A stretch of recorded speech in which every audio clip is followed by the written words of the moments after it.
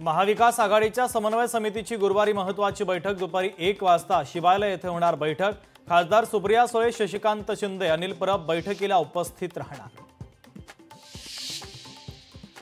उद्धव ठाकरेंच्या उपस्थितीमध्ये गुरुवारी ज्येष्ठ शिवसैनिकांचा मेळावा संध्याकाळी 6 वाजता दादरमध्ये मेळाव्याचं आयोजन। मेळाव्यातून उद्धव ठाकरे शिवसैनिकांना मार्गदर्शन करणार। पीएम किसान योजनेचा 21वा हप्ता शेतकऱ्यांना वितरित। महाराष्ट्रातील 90 लाखापेक्षा अधिक शेतकऱ्यांना खात्यामध्ये हप्ता जमा। कृषी मंत्री दत्तात्रय भरणे यांची माहिती। राष्ट्रीय स्वयंसेवक संघाचे सरसंघचालक मोहन भागवत 3 दिवस मणिपूरच्या दौऱ्यावर। 2 वर्षापूर्वी घडलेल्या जातीय हिंसाचारानंतर मोहन भागवतांचा प्रथमच मणिपूरचा दौरा। अहिल्यानगर जिल्ह्यामध्ये बिबट्यामुळे शाळेच्या वेळेत बदल। शाळेच्या वेळेमध्ये बदल करण्याचे जिल्हाधिकाऱ्यांचे आदेश। सकाळी 9:30 ते संध्याकाळी 4 असा शाळेच्या वेळेमध्ये बदल करण्याचा निर्णय।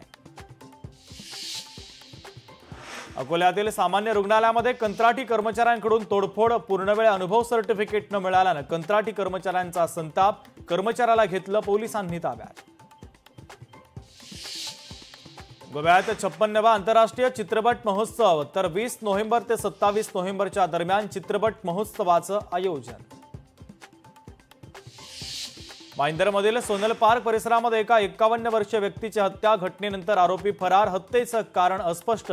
पोलिसांकडून आरोपींचा शोध सुरू।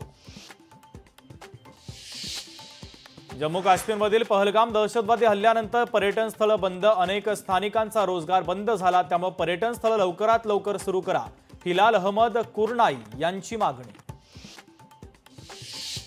विरारच्या जेपी नगरमध्ये एका महिलेने केली शेजाऱ्याची हत्या। पाणी भरण्याच्या क्षुल्लक वादातून हत्या केल्याची माहिती। पोलिसांनी आरोपी महिलेला केली अटक।